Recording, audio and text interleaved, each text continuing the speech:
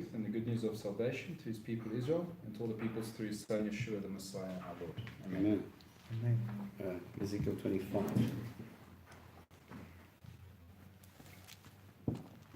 Okay, section of the book, what are we discussing? I've got a note here that chapter 25 to 32 happens over a period of 2 years. Okay. It's about what? Well, this is...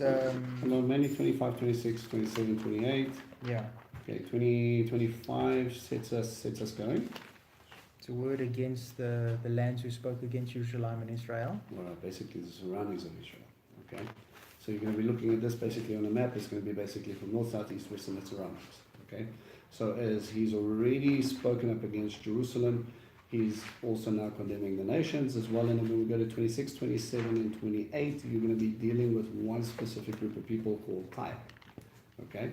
So I'll frame 26 when we get there. 25 is basically now we're going against a prophecy against Israel's neighbors, basically going from north to south and round. And we're basically going to identify, just try and pick up who these guys were and sort of what was going on and why God was so much against what they did in the time of the destruction. Which destruction are we talking about? When the Babylon came and destroyed the temple. Right, time frame, give me a year, around the time of 586. 586. Right? So, Northern Kingdom, Southern Kingdom split, right? Jeroboam, Rehoboam, right? Assyria came down, took out the Northern Kingdom of Israel, and now they've been dispersed, and you're left with the tribe or the Kingdom of Judah, right? That Kingdom of Judah obviously carried on, going back and forth between doing stuff that they shouldn't do and worshipping God and what they didn't, until basically raises up Nebuchadnezzar. Nebuchadnezzar is going to come down and he's going to destroy this. Now, Ezekiel is prophesying in a time, chapter, was it 24, talks about the death of his wife. That was the time he laid down the first, that's when the siege started to happen, okay, against Jerusalem itself. Right, so yeah. Basically everything's building up to the siege of Nebuchadnezzar and how they're going to be carted off into Babylon. Okay? So, verse 1. The word of Adonai came to me, human being, turn your face toward the people of Ammon and prophesy against them. Okay? Ammon, who is Ammon? The Ammonites. They are descendants from Lot. Right. What does Ammon mean? It is If I say Ami, son to my son to my. father of, well, his name was actually Ben Ami. Ben Ami is, father of the people of Ammon. alright, son of the people. Yeah. Ben. Right? So the Ammonites, descendants of Lot and his daughters. Okay, so now we've got, it's sort of Lot should be, if we look at it, there should be distant family. Distant family should not be treating each other with disrepute. They should not be going up against us. They should be walking with us. But we know from the time that Moses came up and they wanted to cross into the promised land, those who were supposed to be family actually came up against him and said, there's no way you're coming in. Right? Okay? Yeah, if you want to know where to find that, it's Genesis 19:38. So the people of Ammon and prophesy against them. Say to the people of Ammon, hear the word of Adonai Elohim. Adonai Elohim says, because you gloated when my sanctuary was profaned. So the first thing that they go up against is that when the sanctuary he's going to get broken down, so the temple and that is going to be destroyed, or they're going to, they gloat, they're happy about it. When the land of Israel was laid waste, and when the house of Judah went into exile, I will let the people from the east take possession of you. They will set up camps and build their homes among you, so that they will eat your fruit and drink your milk. I will turn Rabbah into a camel's pasture and an Ammon into a sheepyard. Then you will know that I am Adonai.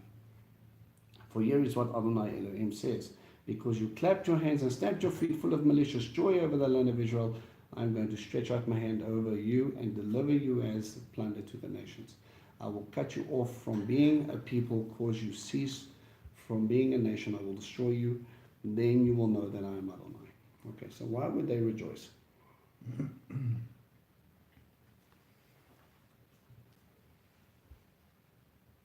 Was Israel strong and now they feel they got more power?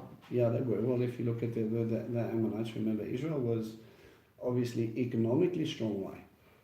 Oh, why would the And because of Ammonites the rule? road. Right, because of the trade routes, okay? You've got two major ancient highways running through. One is called the Via Maris, the way of the sea. The other one is called the King's Highway. So if any massive nation wanted to trade, a northern nation with someone like Egypt, they would have to come through Israel. They would put taxes in place, and they would become very wealthy because they controlled the through trade. Okay? So as they would have built up, Ammon, not exactly completely happy the whole time, and remember we have a whole bunch of enmity between them and the Ammonites. But funny enough, beginning when they were actually employed by Babylon in 2 Kings 24, this is going to come up a lot with each one of these guys. 2 Kings 24, okay, they were employed by Babylon to go up against Judah, and then later, Jeremiah 27 verse 3, they joined up with Judah to go anti-Babylon. So they're shifting according to power. Okay, so at a point, they were actually employed by Babylon, and they were coming down, and they were going to try and bring destruction. All right, Rabbah is basically Ammon, Jordan today. Yeah, it says in Jeremiah 40 verse 14, says, after the destruction, the Ammonites instigated the assassination of Gedaliah, the Judean governor. Okay, Jeremiah 40 verse 14 also mentions that they seized the territory of Gad. So as soon as they came in and they were picking up the rubble, they organized Gedaliah's death. They were behind it, or they caused it, and then they came and they started to take territory for themselves. Okay, so if you guys are down, we're up. And again, you've got the context, it's against, they gloated over the sanctuary. And that tells you there's something underlying here, right? What is it between every nation that comes up against Israel? What is the context? You'll go against Malice. My God versus your God. Every time we see an ancient battle, mark it down in the back of your mind, that's what they think. The reason we overcome, the reason Assyria overcome, when he comes up against Hezekiah, he says, my God is stronger, my God has done that, your God has sent me up, don't think that he's going to save you, etc., etc., etc. It wasn't about, and Assyria was a powerful warring nation, but it was never the contest between which warrior was great, it was whose God was great. And so we get on. Babylon comes in, our gods are going to destroy you, and when we walk away with all your stuff, we've conquered your God, and we've conquered the God's nation. All right? So don't think Ammon, Moab, and all those places are any different. Every time it's a competition. But Okay. sorry, before we carry on, I found something interesting, and I wanted to ask the question because I see here in Deuteronomy 2 verse 19, Yeah. and also further up in the chapter, God actually says to Moses that, and when you come near the people of Ammon, do not harass them or meddle with them, for I will not give you any of the land of the people of Ammon as a possession, because I've given it to the descendants of Lot as a possession. Right. Isn't the Ammonites, the Moabites, even the Edomites, although they all fall short, they still were part of God's plan because through Lot? Yes and no. Okay, it says that every nation has been given their allotment according to where God has placed them, right? So what he was particularly trying to tell them is that you don't pop out. No, boys. You have been given a specific tract of land, and that specific tract of land is for a specific purpose. Okay? Like we said before, Israel is extremely important because it's a land bridge between three continents, right? Okay? Asia, Europe, Africa. You want to get to any one of those things, you have to go through Israel, right? By land. So what's going to happen is that specific tract of land was set apart for Abraham, and that blessing carried through Isaac and Yaakov. Now, God, remember, Abraham interceded on Ishmael's behalf. Do we really discount Jacob because, not Jacob, Esau because of Yaakov? I mean, they're both family. How then can we look at the one and not the other? God gives them sections of land, raises them up to be a mighty nation. But the problem is when they left the tent, they established their own gods and their own rulings. Right. But God still honored it. Why? Because of the promise. because of a promise from Abraham and his descendants. Okay. Okay, so anybody that made an offshoot from Abraham, even to the point of Lot, right? He was underneath Abraham. Abraham was a patriarchal guy, and the patriarchal guy was in charge of everybody underneath him. It was his responsibility. That's why we see him negotiating with God for Sodom and Gomorrah. It's got nothing to do with Abraham really, but because Lot was there, he was trying to redeem his life, bring it back in. Okay, so each nation, each one of these tribes, started off with a person and have an allotment of. Okay, and because of that, God says, don't look to the Ammonites, yeah, distant relative, but it's okay, you can go stay there. Will you ever leave there? Because your place was not Ammon, your place is not Moab, your place is not Edom, your place is Israel. Make sense? Yeah, thank you. Okay. So he sets them up in their possession, and these nations surrounding them obviously should act like nations that are, well, the way Abraham would have regarded them, to save them, but instead we see the opposite. As soon as Israel is down, they want to come in, they want to kick, they want to take land back, they want to do whatever they can. They don't acknowledge the covenant that God made with Abraham. Okay, so it's one of those things. All right, Adonai Elohim says, verse 8, because Moab and Seir say, do you guys have Seir in your translation now? Mm-hmm. All right, okay. It says apparently one of the Septuagints it doesn't exist, so I'm just putting it out there. But Seir, Moab, who are the Moabites? It's the descendant of Lot Okay, as the well, the other. Moabite woman. Right, so you have Ammon and Moab, right? Moab means My father. from father. From father, yeah. Okay, Me'av, from father. Okay, Moab and Seir, where is Seir? Mount Seir. It's a high place, well known according to a specific group of people. Yeah, I wanted to say Edomites. It is the Edomites. Okay, Okay. it is there.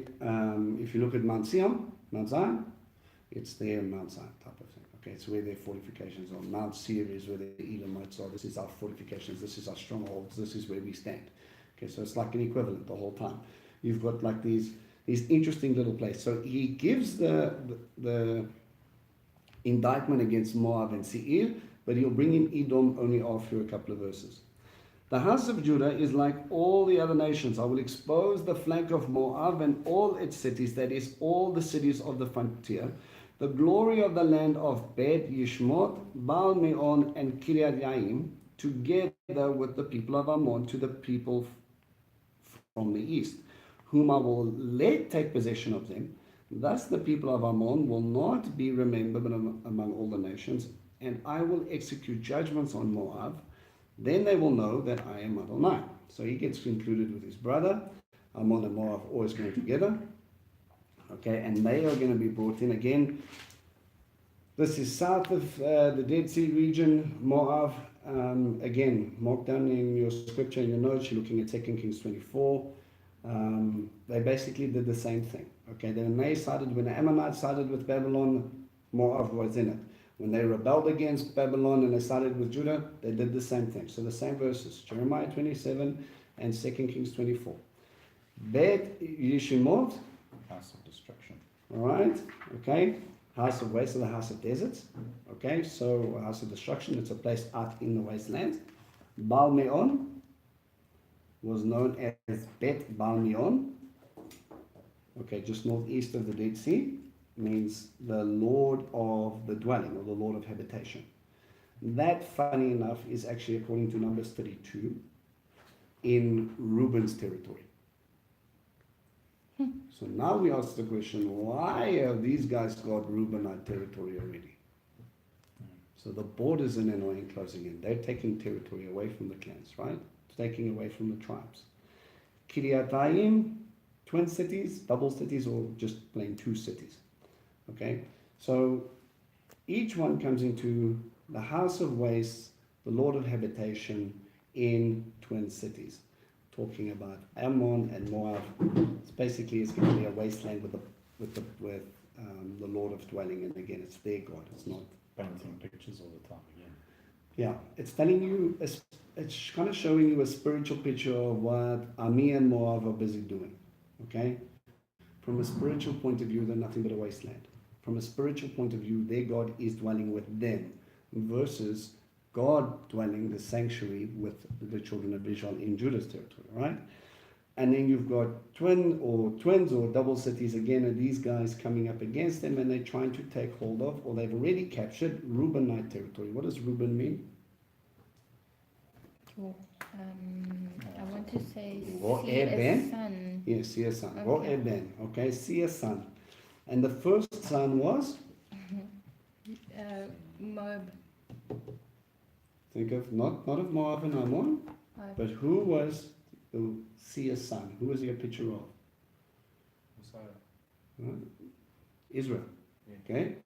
Right? One man Israel, and you have that because there's the first tribe of Israel, seer's son is born. Israel.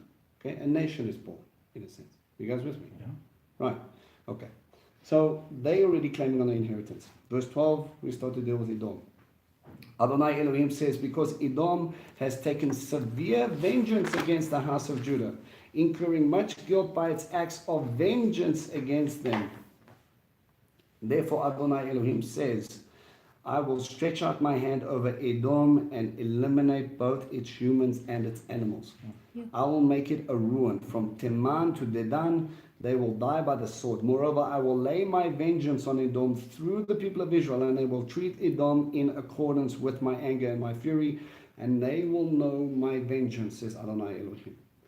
Adonai Elohim says, okay, well, let's just stop there before I get to the Philistine. Okay. If you know anything about Jacob and Esau's power struggle, okay, let's just take it back to the beginning. Okay, what was it that made Jacob and Esau? Besides the fact that one was hairy like a goat and the other one wasn't. Esau liked hunting. Right, he was a man of the fields, right? He liked to be outside and he liked to be hunting. Jacob was a man? Inside, where his mom was. Okay. Introvert. He was he's the introvert. and extrovert. He was always holding on to the woman's skirts cooking. Mommy's boy, yeah. That's what it comes across to, but when you look at it, there's something else. Yeah, yeah. Okay? So one is like a man's man and he's out in the field, but that's the way we would equate it today. Now, if you are the heir to running a mass empire, and the one is busy running off, going from city to city, jolting around international borders, and the other one is staying at home running the corporation, which one is acting more like the heir? One at home. The one at home. So Yaakov is making sure these responsibilities are taken care of, while brother is messing around outside doing whatever he wants to do. So when he comes off hunting and then there's red stew, you remember the story? I'm hungry, I'm going to die if you don't give me that stuff. Really? You talk a lot for a person who's just about to die. He spurned his birthright, what, over a bowl of soup. Jacob was in there taking care of it, and he said, well, you don't care about this stuff here, so what does it matter? Give it to me. He said, fine, take it. He said, but Esau didn't care about just the birthright, he wanted the blessing, and the blessing was what he was going to carry him through. The birthright equals responsibility. Responsibility to run household, responsibility to be the next patriarch, responsibility to make sure everyone in that society is taken care of. Which he didn't want. Esau didn't want that. He's like, you can keep it, it's fine. But from God's perspective, says you don't get the blessing without the responsibility. They go hand in hand. Okay? So he goes out again and he's like, meh, and they do it. And again, we have this play. Who was going to receive the blessing? Esau was supposed to. Was supposed to because of his father. And his father loved Esau because of? The game. Right. He says he had game in his mouth. You know, his mouth boy, he brings me biltong every time he visits. As long as I've got biltong, I'm happy. I love that kid. But remember, in that society, you don't really eat meat. So whenever his son comes home, he gives you meat. Yeah. Meat is good for man, and man is happy. And it's funny that what was wrong with Isaac's vision? It says his eyes grew dim. Now I want you to think, if that is the way God would describe his level of discernment spiritually, he wasn't really focused on Esau as a man, as a spiritual man. He was focused on him in the physical blessing form. What he gave to me physically brought me joy. But what I'm looking for was a spiritual leader. And his eyes were blinded. I want what I want, how I want it. And he'll get that. It's okay. It's my boy, he will get. but what would be best for everybody here. Now, wasn't there a promise already given to who would receive the firstborn blessing? Yeah. Yeah? By who? Who knew about the promise? Mom, Right, Mom? you know, Ozzy's wife knew about the Rebecca. I know, right? It's confusing. Okay? So she's sitting there, instead of going to her husband and saying, listen, God has already said, you need to bless him. She decides to make her own plan. And you know the story. Oh, it's my boy. He smells like a field. He feels like a goat. It must be Esau. Really weird story. Anyhow, you feel the goat for it. You're like, that's my boy. Boggles my mind. Okay, but anyway, he's sitting over there and he gets it and he seemingly steals it, but it was already his to receive. Because he spurned his birthright, right? So he comes in and he receives the blessing. But the consequence of the way he got it, he then runs for his life. He's got the blessing, he's got the birthright, he's got that. And the next thing we kind of see him, Yaakov, sleeping out in the desert, freaking out, running for his life, and he's got a stone for a pillow. Something where you go from multi-million-dollar mansion to outside, I don't even know how I'm going to live. But you got the blessing, it's okay. Okay? Consequences for their actions. Anyway, so we see this. Jacob and Esau eventually make peace. He becomes Israel in the process. He sees God at Bethel, and he sees the angels at Bethel, and then he goes through this whole process of changing and learning to trust in God and getting him to a point. Now the problem with the seed of Yaakov, or Israel, and the seed of Esau is that they're always in enmity. There was a blessing, right? What was the part of the blessing? Will serve. To Esau it said you will serve your brother, but there would be difficulties. Right? If your brother becomes... Yeah, let me not go off track. Shall we get I'm the trying verses? to find it, yeah. I do have it, yeah. Find the verses. Okay? While you look at that, I want you to fast forward. This contest carries on, goes all the way down up to Yeshua's time. Okay? And we have two kingdoms sitting in power, trying to control one area. Okay? You have a man by the name of King Herod. Herod's a title. They called him Herod the Great. They've got the blessing. Yeah, you will live by your sword and you will serve your brother, but when you break loose, you will shake his yoke off your neck.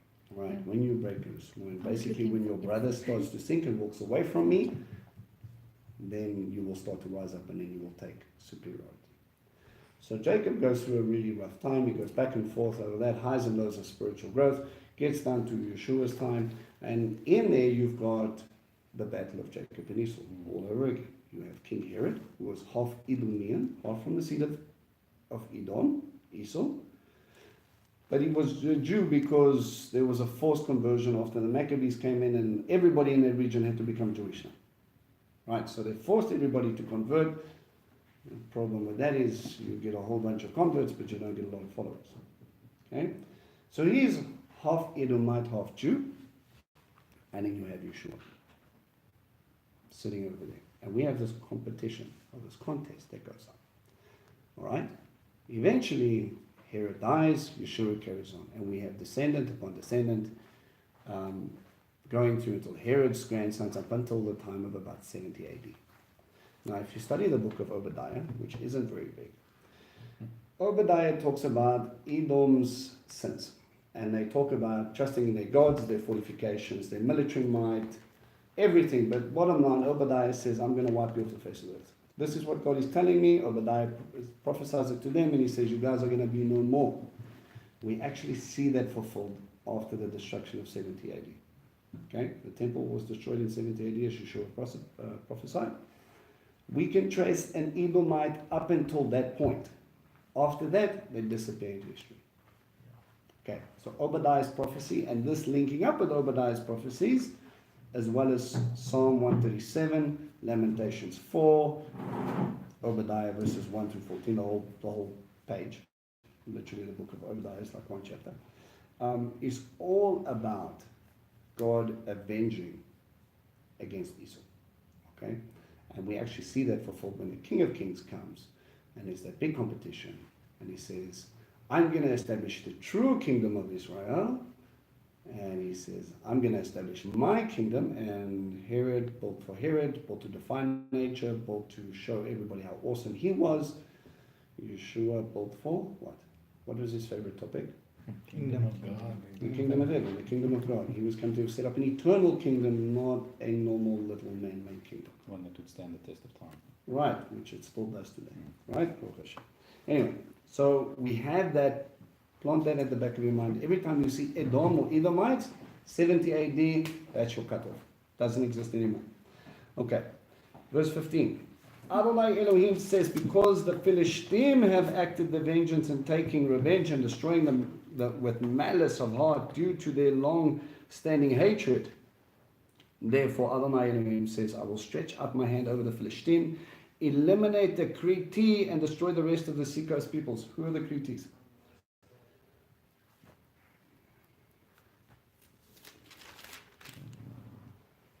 Actually, the Philistine. Okay, you notice when Joshua came in, and he was told he was going to have to conquer 7 nations. The Philistines are not mentioned at all. It's only the Hittite, all the ites. Yeah, all the ites. Okay, no Philistines, no Philistines. All right, the Philistines, while they were busy conquering, coming across that side, the Philistines were actually taking tracts in land, and they actually took land while the destruction of that was going on. They were a seafaring people. Came in from the Aegean, I believe they're actually from Greek islands and those things, also from the area of Crete. And then as they come in, and then they come in and they establish themselves in Israel and make it very difficult for the Israelites to take hold of them. What was their controlling? The flat land. They had the close to flat the land. sea. Why? Because of their chariots. Right, iron chariots. Philistines equals iron technology, not anyone else before them. Right, if you wanted to sharpen or if you wanted to get a tool implement or something like that made of iron, you would have to go to them. So they would sell it to you at special prices. For you, little accent, it's okay, we'll make a deal. Right, but if you wanted sharpened, you would have to go back to them. So they would force you and they would be able to control how much iron they give you, thus making it easier for them to control you. The Philistines as well were extremely civilized, socialized, culturalized. Very hoity-toity in a sense. So today when you say don't be a Philistine, it's actually the other way around. We consider a caveman, but actually these guys thought the Israelites were the Philistines. These cavemen, people that run around with sheep and they stay up in the hills the whole time. Hills is better for sheep. Flatlands, what do we do with our flatlands? Cultivated, right? And you go to Israel, you realize it's a place of hills and valleys. You don't have that many flat lands. So you take advantage. You have the Jezreel Valley, which is a nice Emek Valley, the Shephelah, which is nice big Emek valleys, but a lot of the times you sit with valleys that are called gays, very sharp valleys. Okay, and you can't really cultivate in that. So what you do is you normally let out the sheep, or you take them out into the wilderness where you have a wadi, which is also a gay valley, and you let them eat out in the wilderness. Okay. So it's very difficult to, but the Philistines controlling that and this ancient hatred that talks about that obviously from the time of Joshua. Okay, so Joshua comes in and it's just been nothing but war. The people were supposed to take a piece of massive section of the land. It was by the tribe known as Dan. Dan could not take it. So they ended up setting up in the northernmost point of Israel today, on the base of Mount Hermon, in a place called Tel Dan. They literally left their inheritance that God told them they were supposed to be along the coast. It was a good place because it was on the Via Maris. They would have had good trade routes. They would have been well settled. And yet they gave up because it was just too difficult and they went up north. Okay, very beautiful valley, but not the same. Okay. All right. So that should give you, if you're looking for another phrase for the Philistines, Zephaniah 2 verse 5 talks about the Cretans and where they come from. It's also interesting, the Philistine actually come from Mitzrayim, the descendant of Mitzrayim, which was the descendant of Ham. You see why Ham is not kosher? Nothing good came from Ham. Nothing. Yeah, Before the Canaanites So came the from Ham. Philistines were descendants from Egypt. Well, the Philistines were descendants before of, the before man, it was Egypt. the man Mitzrayim. Oh, And man okay. Mitzrayim. And the man Mitzrayim settled in the country Mitzrayim. And then from there came the Kasluchim, which became the Philistine. Sure. Genesis 10. Bunch of animals. Yeah. Yeah. We're going to have Genesis 10 stamped on your, yeah, it's basically called the Table of Nations. Mm. Right, any questions up until that point? No, okay, well, that's great. On the first day of the month, in the 11th year, the word of Adonai came to me. Human being, since Saul has said against Jerusalem. What's wrong with the first sentence? There's no month. Right, doesn't give you a basic timeline. So you have to go and dig a little. And what we do is we find out that it is in the year plus minus 586. It was, I've got it just somewhere. I'm drawing nice pictures with, Jeremiah 52 verse 12. It will tell you it was in the 5th month of Jehoiakim's reign. So in the 11th year, the first day, they basically correlate that back to, which would give us the time of the siege of Israel in the time of 586. Okay, so it's odd that he doesn't include it as a scribe, but that's where we are. Since Saul has said against Jerusalem, she shattered the gateway of the peoples, now she is ruined, her riches will be mine.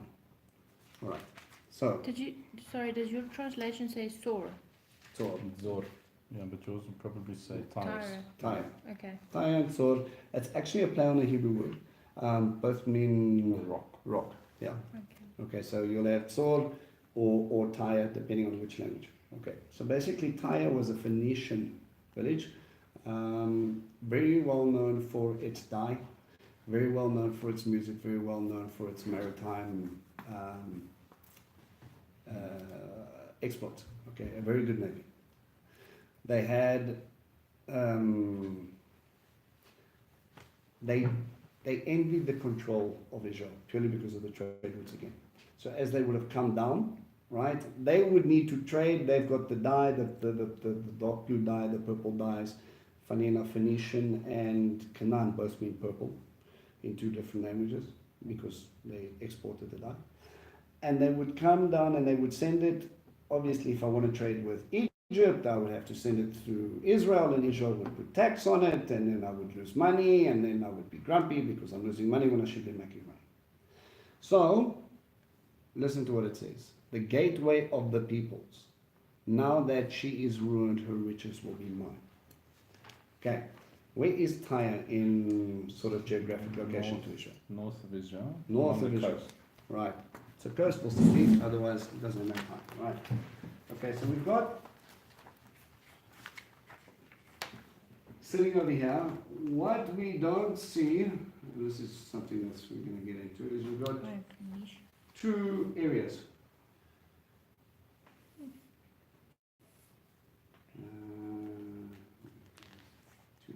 Steve.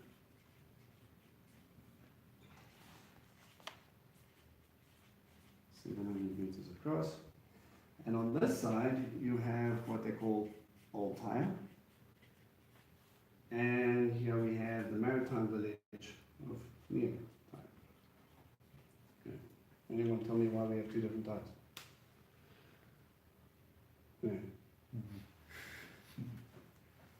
No. Trade ran out on that. Right? Basically what happens is Nebuchadnezzar comes down this side, sets up a siege for 13 years. Eventually, but while Nebuchadnezzar is coming down,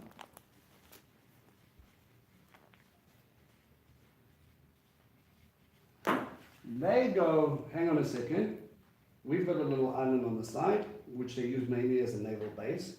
They send all women and children and that over on this side, and even after 13 years, Nebuchadnezzar doesn't really get to conquer everything.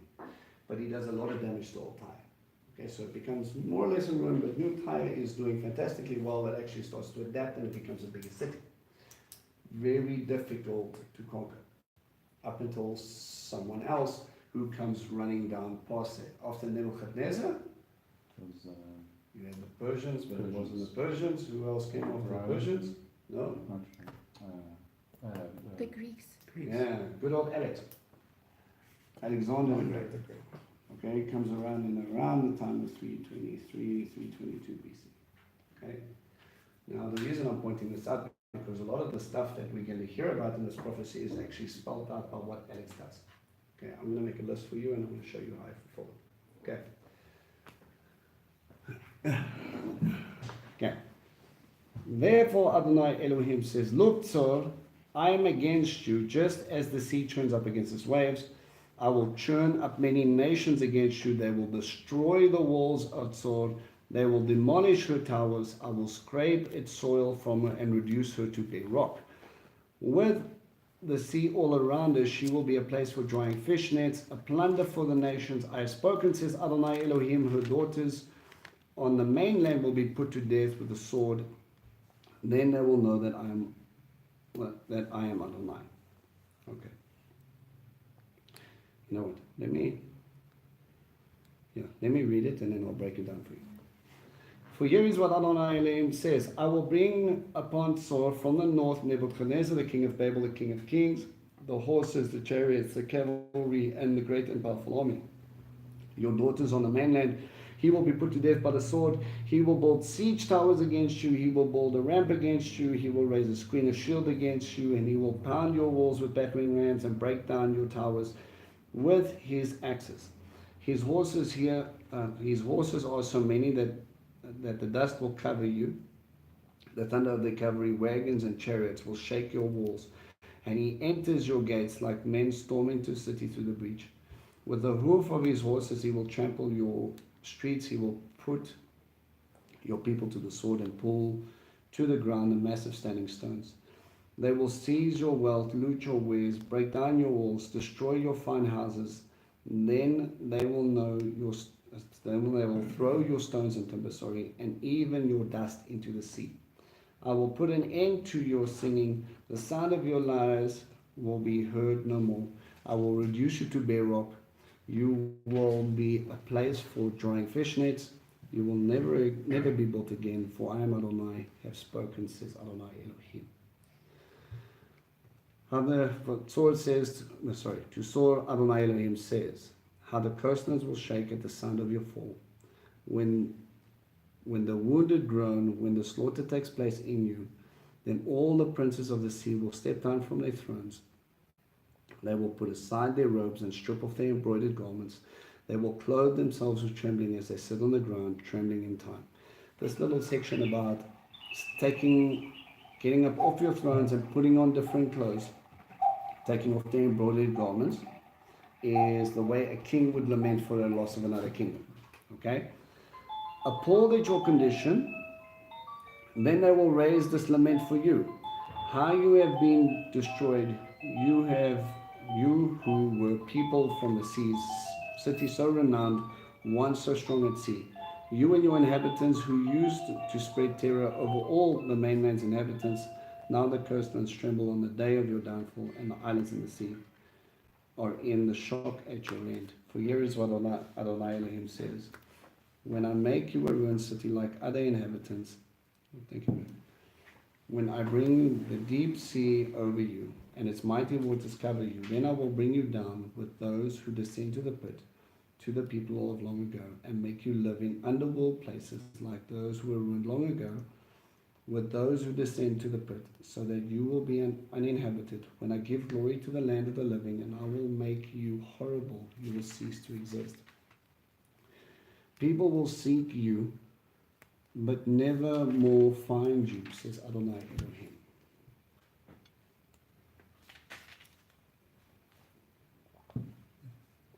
Okay, lots of words, yes? Yes. So, let's kind of break this down quickly.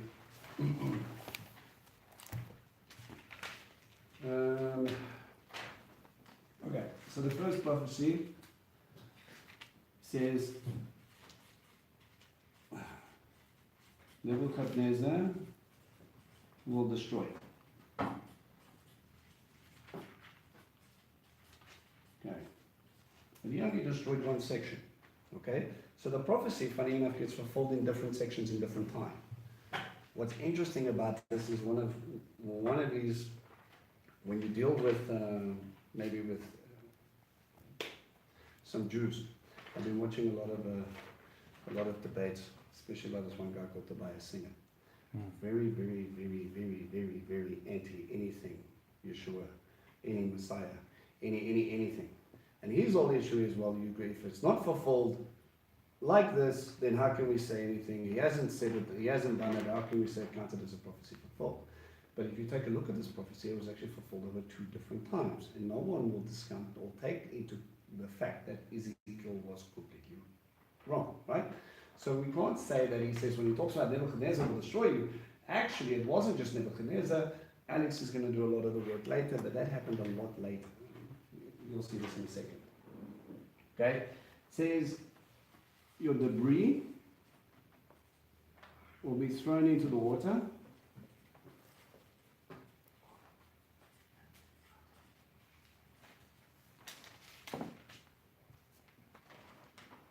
The city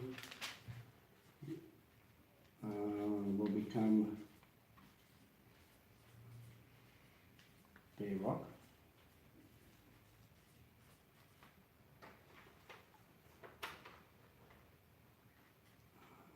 Says many nations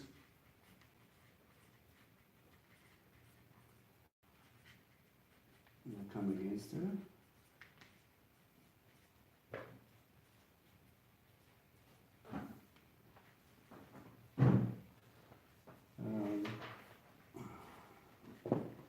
City will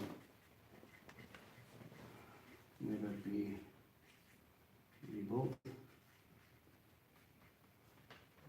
And fishermen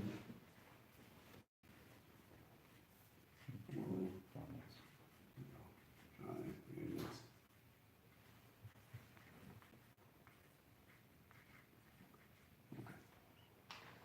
Let me tell you how we broke this down. Okay? So like I said, Nebuchadnezzar did come down. Okay? Lasted a 13-year siege. I stand to be corrected, but if I remember, I wrote it down here somewhere, I just can't see it. It was after he conquered Jerusalem. Comes back up and he says he's going to deal with Tyre. And then he sits there for 13 years and he doesn't really get any of this, but he raises all Tyre. Prophecy fulfilled. Nebuchadnezzar will come and destroy you. Right? Mainland Tyre. Says the debris will be thrown into the water. Now that only happens now when we start looking at Alex. Alexander the Great comes over there and he realizes that he says, okay, well he wants to, they negotiate a little bit. They want to sort out which temple goes where and all the rest of it. And as we know, Alexander the Great brought Hellenism, right? What's Hellenism? Greek way of living. Right, okay, Greeks don't call themselves Greeks, they call themselves Hellas. Okay? So when they come up from there, they Hellenize, they want to bring in Greek philosophy, they want to bring in Greek gods, they want to bring in Greek ways of life. So one of the first negotiations he wants to do is he wants to deal with the temple.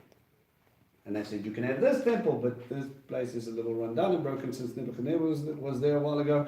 And he says, no, I want to set it up in new Tyre. So anyway, long negotiations, and they say no. He sends his envoys across. These guys over there kill the 2 Macedonian envoys, throw them into the sea, and Alexander gets a little grumpy. So he decides, okay, how am I going to get this? Because he virtually disbanded his entire navy because he was going to take Persia out on land. All right?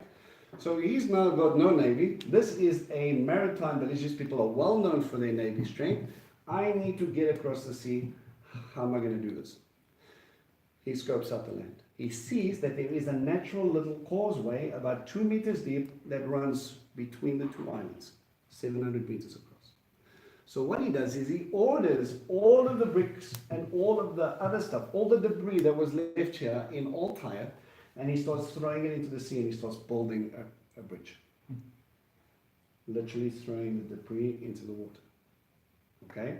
So he starts to set up then, as he gets close, obviously they dispatch their boats and all the rest of it, but then he's got siege works up in front and he starts to push. Okay? He says the city will become bare rock because he even ordered that the dust of Old Tyre would be scooped up. Anything they could possibly pick up and carry, they would be throwing into the sea because they want to make it big and they want to get it across as fast as they can. Okay? as you can imagine, this would take a little bit of time. But he conquers, he does all of this, I think it was within 2 years. Right? So he comes up. The city became bare rock because they scraped everything down. Many nations will come against her.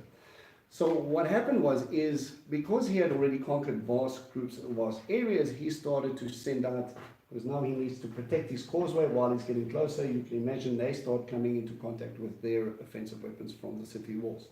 This thing is basically walled all the way around, very difficult to get into. Okay, you've got their boats attacking, he needs to protect this and try and break down into their port. So he starts to get other nations that he recently conquered, and he says, right, now you're going to bring me some vessels. He eventually scrapes together, probably from about 7 different nations, 100 ships. Cyprus finds out that they're doing this as well. They want to join in, they donate another 100 ships. So he brings out 200 ships to come over there and push these guys back so that he can actually, he puts battering rams on some of them, he puts catapults on some of them, and he starts to break down their walls, and he starts to fling at their fortifications, all the more while expanding the causeway and pushing it all the way through. Okay? So the many nations that came up against her were actually all belonging to Alexander, but because he had conquered them, they didn't have much choice. Prophecy fulfilled. The city will be rebuilt, and the fishermen will dry nets on their modern day, still to this day. All you see of what they considered New Tyre is a place where they fish. They sit with their nets out, they throw them out onto the rocks, they dry their nets out for the day, and that's it. Okay? There is still remnant of the causeway, and there's still remnant of the walls from the time of 323 BC. Okay? So when you look at this in the way it was broken down, it was actually broken, this prophecy was actually broken up into 2 parts.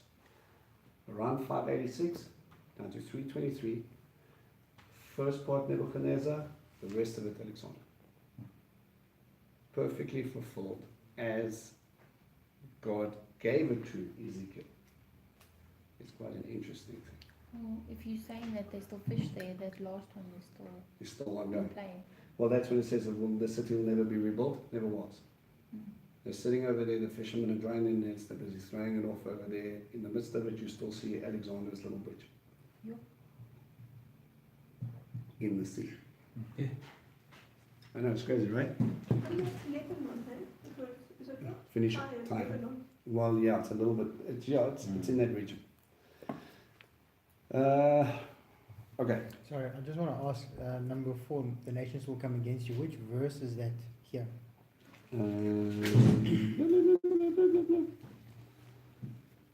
me just check for you now. I know I read it. I found all the others. Gateway shall be ruined. Fortuna. 5. The seas will run the place to join it, and the plunder verse for the 3. nations. I'll Right? turn up many nations against you, verse 3. And verse 3. What do you have there for verse 3 in yours? I'll cause many nations to come up against you. There we go. Okay. That's it. Happiness. What verse is it? Verse Verse 3. 3. Verse 3. Okay. So, Phoenicia, great pride. While we're there, what other famous person do we know came out of Phoenicia? Who's Phoenicia? Remind me. Phoenicia is where Tyre was, it's a Phoenician city. But what other famous person came out of that region, scripturally, before I move on? Yeah, it's definitely Was wrong. it? Winning. No. Can it not be Cyprus? Is it not? No, she was a lady. It's in no, it's not in that. It's a king. No, pause. Aisha Shalban. Was Jezebel. yeah. Alright, she was a Phoenician. Okay, so their gods, their worship, Baal worship, fertility worship, all was up in that region. Okay. When we go on to, is everybody happy there?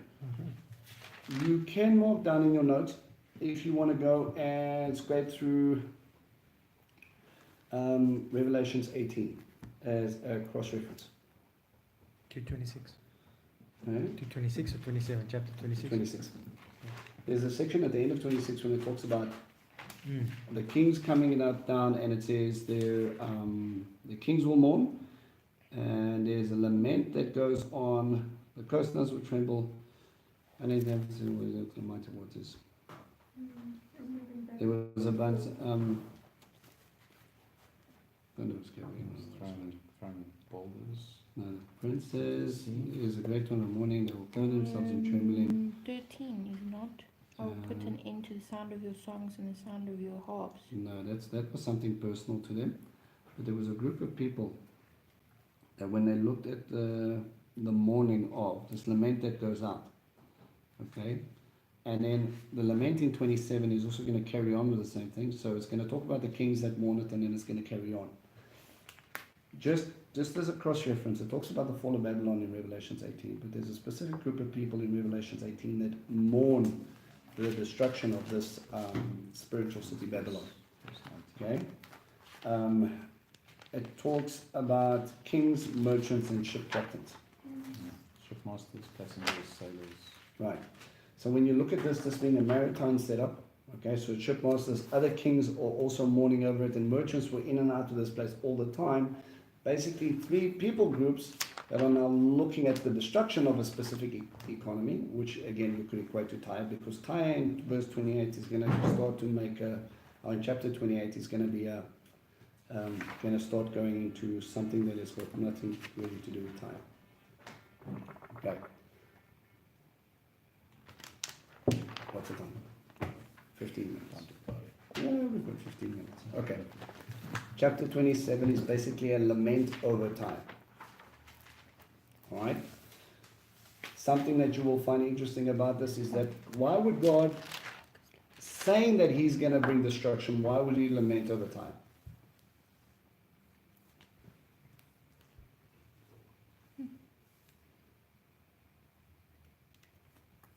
When do we see God rejoicing? When we see a sinner come home, right? When we see someone come back into the kingdom. He laments.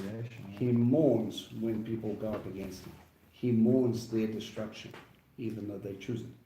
Okay, so yeah, you have Ezekiel, who's sitting here going, these guys they boast, they mock, they scorn, they don't believe in you, they don't have anything to do with Him, but God said, I created them and that I'm going to mourn for them. So we see this lament that comes out in this entire chapter. Okay, it's basically set up as like a funeral dirge.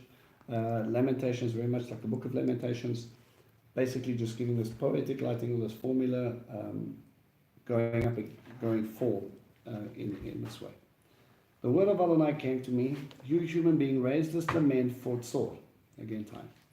Say to Tzor, located at the gateways to the sea, merchant for the peoples and many coastlands, that Adonai Elohim says. So you have said, my beauty is perfect. Your borders are the heart of the sea, your builders perfected your beauty. They used cypress logs from Sinir to fashion all your planking. They took cedars from Lebanon for your mast. Out of oaks of Bashan they made your oars. Your deck was made of ivory, inlaid the larch with the curse of Kittim, richly woven the linen from Egypt was used for your sail, which they used, which also your banner. Blue and purple from the coast of Elisha was used to cover your deck tent. The people of Sidon and Arvad served as your oarsmen. Your own skilled men, were there as your pilots. Do you have any translation there? Your wise men at shore were in you, they were your sailors. Okay. Anyone else there? Your skilled men were aboard as your seamen. Okay, funny. There's actually another term. Zemar, actually in Hebrew. Most of the translations I see are translating it for you. Zemar is actually another word for tyre. All of the list of these places that you're talking about here, Sinir, Bashan, Kittim, Elisha, Sidon, Arvad, just make a little note there, Genesis 10. Okay? Table of Nations. Okay, so you will be able to look at that. These are some of them ancient names, even for this time. This one's got Tyrus, yeah. Yes. Okay, so that they will have the change, but you can trace their lineages back in Genesis 10 as a table of nations. Okay, I will, if we've got 5 minutes, I'll quickly just give you the list if you want. All right. Yeah.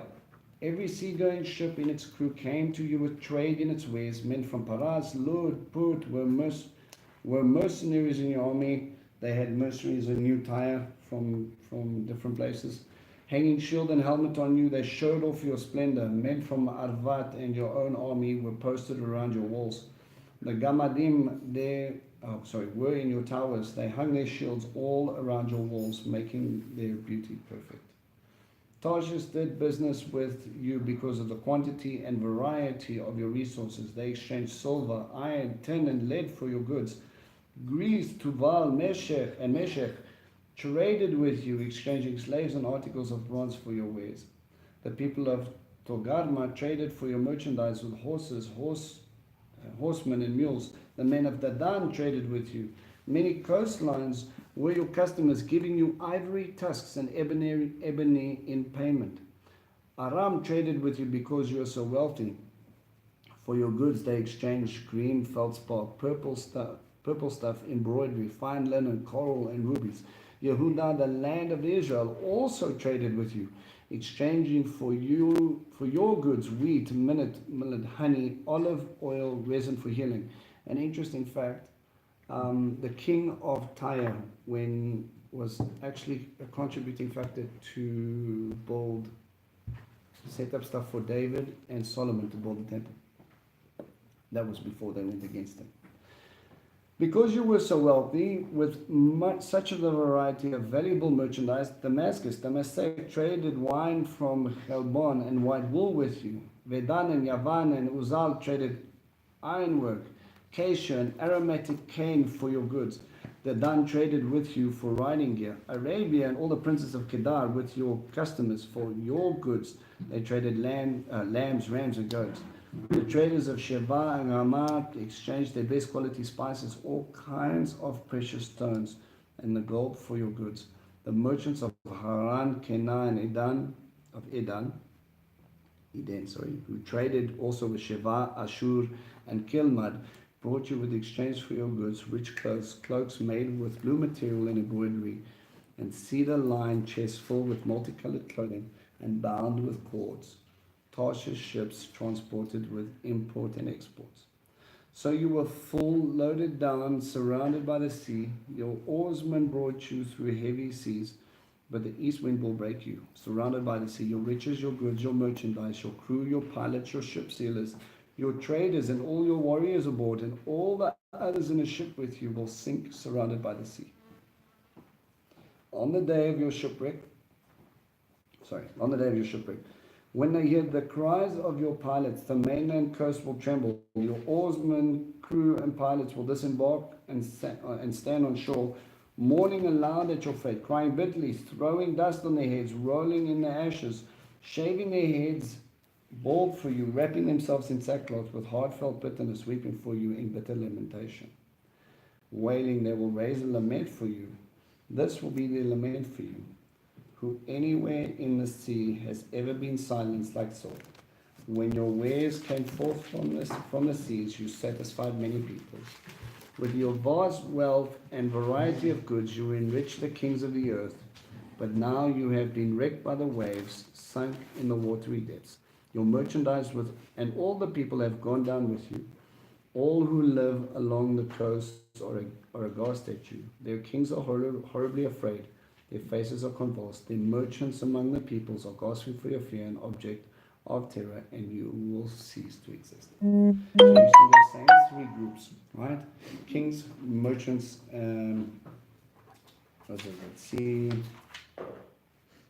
kings, merchants, and ship captains.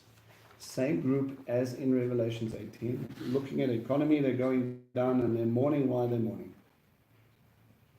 What is the big lament about? For them, the money. The money, okay? The reason I bring this into Revelations 18, because when you look at the king of Tyre in 28, which we'll do next week, it starts talking about the king of Tyre, and then it seems to kick over, and all of a sudden it starts to deal with Hasatan. Okay? So all of a sudden he gets equated to, just like Babylon is like a city, but in Revelations gets spoken about something that's probably more spiritual. Okay? Could be a city, but also a spiritual economy, or that which Hasatan has built up, his kingdom. Okay? So we'll cross that bridge when we get there next week. Just for interest's sake, I will read out very quickly the names of this ancient group of people. Sinir is basically Mount Hermon in north of Galilee. Bashan is the east of the Sea of Galilee. The Isles of Kittim, sorry, Isles of Kittim, the Greek islands. Later, that term included Rome. Elisha is Cyprus. Sidon or Sidon is just north of Tyre. They reference a lot together, Tyre and Sidon. Arvad is Phoenicia. And again, that other one where it talks about Tyre, strongman, Zemar is Tyre again. Jebel is Byblos. If you're looking for that reference, that's 1 Kings 5 verse 32.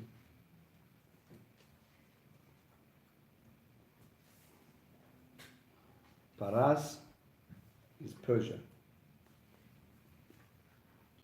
It's first mention of Persia itself in Scripture. Lud is Lydia. Put is Libya. So, All over, huh? yeah. What do they say? Gennad, they say it's possible that it's Cappadocia.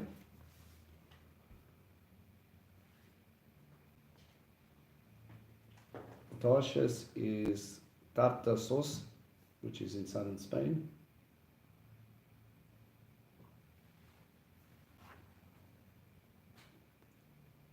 Javan is the Ionians. You can put in brackets Greeks. Tubal and Meshech is Asia Minor, so modern day Turkey.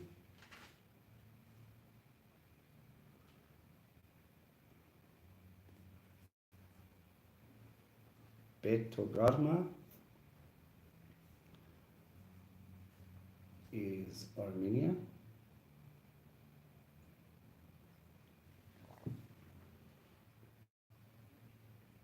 And then it's got, I don't know if it's got Phoenicia there. The Dan. Yeah, the Dan. Yeah, the Dan is Arabia Central.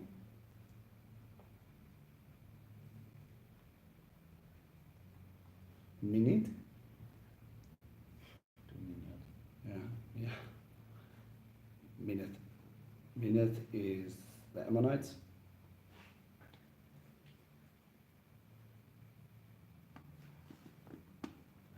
Panag and Uzal. Okay, Panag, I think is in the territory as well. I scribbled over my writing, so I'll have to look at it. I need to stop writing, okay. Yeah, Uzal is Sana in Yemen, S-A-N-A.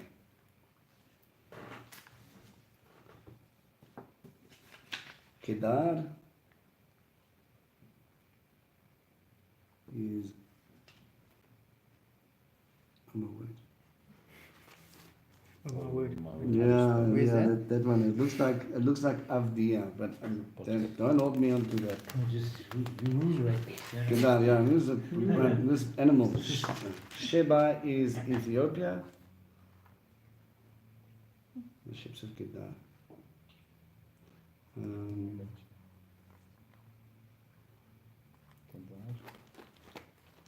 Yeah, Son of Ishmael. yeah. 31 Ishmael. The descendants of Kedar. Means dark. Yeah. Does it say where they I'll have a look. I've got it in my notes at office. Rama is near the Persian Gulf.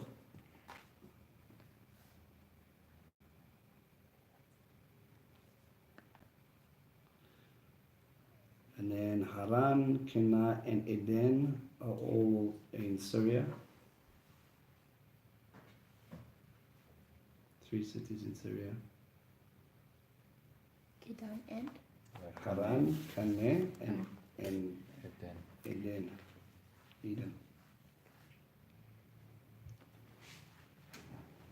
And Assyria is northern Iraq.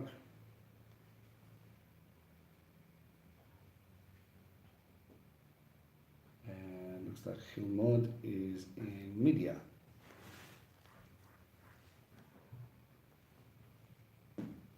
Okay. Like I said, most of these you can trace back Genesis 10. Okay, so it's going to give you a table of nations. This is just to give you a basic understanding of the scope of who he's talking to and what he's dealing with. Okay? Any questions, any thoughts?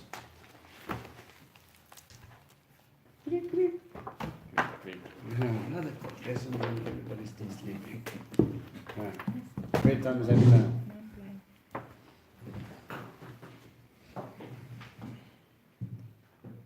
Father, we just thank you for your word.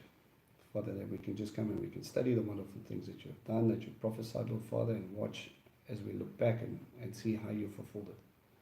Father, we just thank you that we know you're the only one who sees the beginning and the end, Father, and the end in the beginning. Father, we know that you know what lies ahead of us, Lord Father. So we just lean into you, Lord Father. We just pray that your will be done, that you guide us and lead us, Lord Father, so that we get home into your kingdom, that we establish what you need us to establish, Lord Father, or you establish through us, Father, so that your name would be glorified. And we just thank you that we can come together as family, that we can sit here peaceably, Lord Father, and just open up your word without any persecution. We know there are many people that are struggling right now. Father, we thank you for that privilege, and we pray that we would take this time, Lord Father, and invest it in your word. Pray that you would not only give us better understanding so that we understand it intellectually, Lord Father, but I pray that everything that we learn about, Lord Father, would filter into our hands and our feet and change our hearts, so that we can live out your kingdom, Lord Father, and give you glory. In Yeshua's name we pray. Amen. Amen.